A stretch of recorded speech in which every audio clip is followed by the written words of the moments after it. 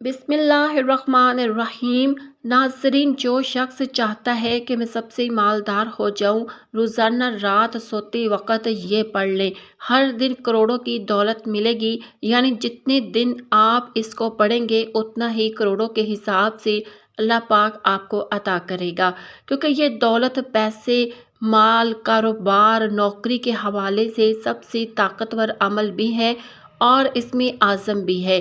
ایسا اسم اعظم ہے جو ناممکن کو ممکن کر دیتا ہے، مشکلات کو آسان کر دیتا ہے، دعاؤں کو قبول کروا لیتا ہے۔ انسان جو مانگتا ہے اس کے مانگنے پر اللہ اس کو عطا فرما دیتا ہے۔ تو آپ نے اسم اعظم کو روزانہ، یا آپ کی مرضی ہے، آپ کو جتنے کروڑ چاہیے، جتنی دولت چاہیے، روزانہ پڑھ لیں۔ اسم اعظم کے سلسلے میں مختلف روایات بیان کی گئی ہے، جن سے یہ نتیجہ نکلتا ہے کہ جو شخص بھی اسم اعظم سے باخبر ہو جائے تو نہ صرف یہ کہ اس کی دعا قبول ہو جاتی ہے، بلکہ وہ شخص اس اسم اعظم کے ذریعے اس دنیا کی بہت سی چیزوں میں داخل ہو سکتا ہے اور بہت سے عجیب و غریب کام انجام دے سکتا ہے۔ خدا کے ناموں میں سے کون سا نام اسم اعظم ہے؟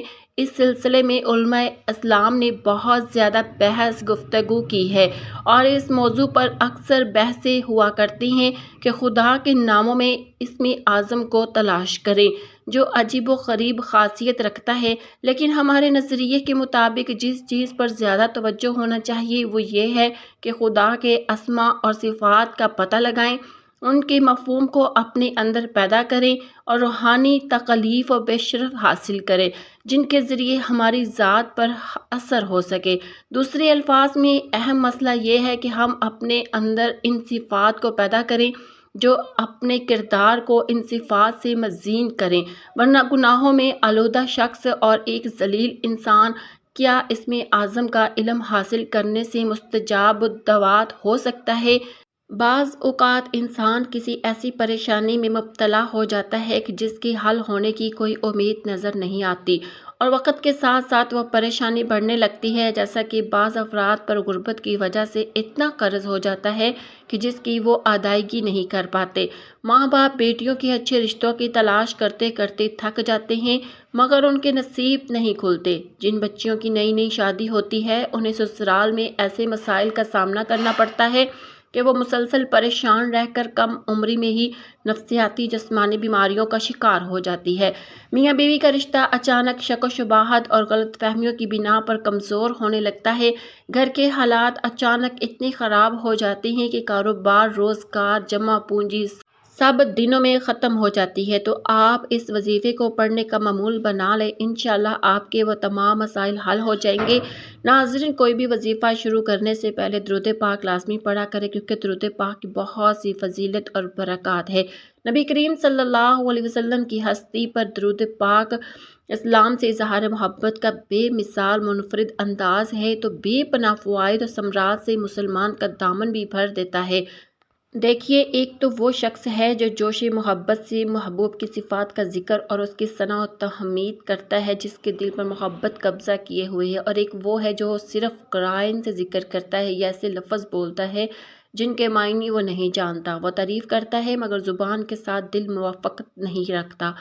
ان دونوں میں جو تفاوت ہو سکتا ہے وہ ظاہر ہے، ٹھیک ہے، وہی فرق ہوگا جو اجرت پر رونے والی اور پسر مردہ پر رونے والی میں فرق ہوتا ہے۔ الغرض رسول اللہ صلی اللہ علیہ وسلم کا ذکر اور نبی کریم صلی اللہ علیہ وسلم کی تعلیمات کی یاد اور اللہ تعالیٰ کی حمد اس نعمت پر کہ آپ صلی اللہ علیہ وسلم کو ہمارا سردار بنایا اور آپ کی رسالت سے جملہ مخلوقات پر احسان عظیم فرمایا۔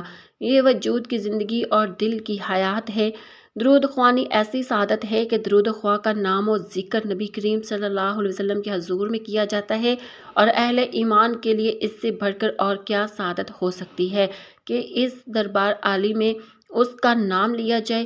درود پڑھنا حقوق رسول میں شامل ہے۔ وہ بات الگ ہے کہ نبی کریم صلی اللہ علیہ وسلم کے حقوق کے مقابلے میں یہ انتہائی کم ہے اور اس نعمت کی شکر گزاری میں شمار ہوتا ہے جو باسط نبوی سے ہمیں ملی ہے۔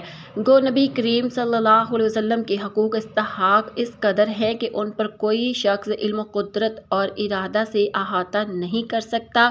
لیکن اللہ تعالیٰ کا یہ کرم ہے کہ بندوں کی جانب سے اس تھوڑی سی شکر گزاری اور ادائے حق پر خوشنودی کا اظہار فرما دیا ہے۔ درود کا پڑھنا ذکر الہی اور شکر ربانی اور اس نعمت و احسان کی مغفرت کا ضامن ہے جو نبی کریم صلی اللہ علیہ وسلم کی رسالت سے بندوں پر فرمایا ہے۔ بس درود خواہ کے درود میں اللہ تعالیٰ کا ذکر بھی ہے اور رسول اللہ صلی اللہ علیہ وسلم کا بھی، اور التجا بھی کہ اللہ تعالیٰ آپ صلی اللہ علیہ وسلم ایسی جزا عطا فرمائے جو آپ صلی اللہ علیہ وسلم کے شایع شان ہے۔ جیسا کہ نبی کریم صلی اللہ علیہ وسلم نے ہمیں اللہ تعالیٰ کی مغفرت اور اس کے اسماء و صفات کی پہچان کرائی، نیز اللہ تعالیٰ کی معذریت خوشنودی کے طریق بتلائے اور لوگوں کو خبردار کیا کہ اللہ تعالیٰ کے پاس پہنچیں اور سامنے حاضر ہونے کے بعد ہمارے ساتھ کیا کچھ معاملہ ہوگا۔ تو گویا درود تمام ایمان پر حاوی ہے اور اسی میں وجود رب کا جسے درود خواہ کا پکارا رہا ہے اقرار بھی شامل ہے، اور علم و سماع، قدرت اور ارادہ اور دیگر صفات و کلام اور سال رسول کی شہادت تسلیم بھی ہے، اور اس میں نبی اکرم صلی اللہ علیہ وسلم پر درود پڑھنا ان سب امور کی علم و تصدیق کا ضامن اور نبی صلی اللہ علیہ وسلم کی محبت کا مظہر ہے۔ اس لیے ہمیں بھی چاہیے کہ ہر وقت درود پاک پڑھتے رہا کریں تاکہ ہم دنیا اور آخرت دونوں میں کامیابی حاصل کر سکیں۔ اور وظیفہ شروع کرنے سے پہلے اول آخر آپ نے 7 مرتبہ درود پاک پڑھنا ہے جو ہم نماز کے اندر پڑھتے ہیں۔ تو چلتے ہیں اب ہم وظیفے کی طرف۔ جو شخص بھی یہ چاہتا ہے کہ مالدار ہو جائے، کروڑ پتی ہو جائے، دولت میں اضافہ ہو جائے، روزانہ رات کو سوتے وقت 71 مرتبہ یہ وظیفہ پڑھ لے۔ یہ وظیفہ ہے یا حیو یا قیوم، اس کو 71 مرتبہ پڑھ لے۔ اس کے بعد ایک چھوٹی سی آیت پڑھ لے، وَلَسَوْفَ يُؤْتِيكَ رَبُّكَ فَتَرْضَىٰ۔ ترجمہ: بے شک قریب ہے کہ تمہارا رب تمہیں اتنا دے گا کہ تم راضی ہو جاؤ گے۔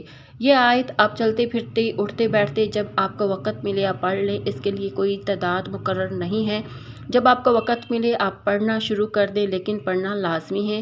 انشاءاللہ جیسے ہی آپ یہ وظیفہ کرنا شروع کریں گے آپ خود دیکھیں گے کہ آپ کو آپ کے تمام مسائل حل ہوتے ہوئے نظر آئیں گے۔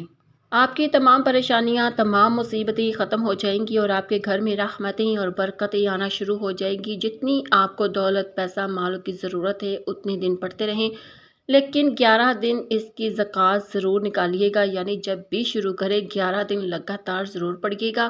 اس سے آپ کی زکوٰۃ نکل جاتی ہے۔ زکوٰۃ نکلنے کے بعد آپ اس کو جتنا پڑھیں گے وہ آپ کو فائدہ دیتا رہے گا۔ اللہ اس کی دعا کو بھی ضرور قبول فرماتا ہے جو آپ نے یہ عمل کرنا ہے، اور یہ عمل آپ نے منگل اور ہفتے سے شروع نہیں کرنا، اور کسی بھی دن آپ کر سکتے ہیں، بدھ یا اتوار کو شروع کر سکتے ہیں، تو بہت زیادہ فائدہ ہوگا، کیونکہ بدھ ایسا دن ہے کہ جس دن دعائیں قبول ہوتی ہے۔ بات سے یہ جو ہے یہ عمل ثابت ہے، اور میں نے بہت کم دیا ہے یہ اس میں اعظم، لیکن جن کو بھی دیا ہے الحمدللہ ان سے کوئی شکایت نہیں آئی، کسی نے یہ نہیں کہا کہ یہ عمل کیا تو میرا فلاں مقصد یا حاجت پوری نہیں ہوئی ہے۔ اس کے بعد دعا قبول ہوتی ہے، حاجت مراد پوری ہوتی ہے، اس کے پڑھنے کے بعد جو مانگا جاتا ہے مل جاتا ہے۔ اللہ تعالیٰ فرماتے ہیں تو جتنا پڑھے گا، جتنا مانگے گا، اتنا اللہ تعالیٰ آپ کو عطا فرمائیں گے، تو ضرور عمل کیجئے گا، انشاءاللہ فائدہ ہوگا۔ ناظر گزارش ہے کہ اللہ تعالیٰ کے 99 ناموں میں سے کوئی ایک نام کمنٹ میں ضرور لکھا کریں۔ اللہ پاک ہم سب کا حامی و ناصر ہو، آمین۔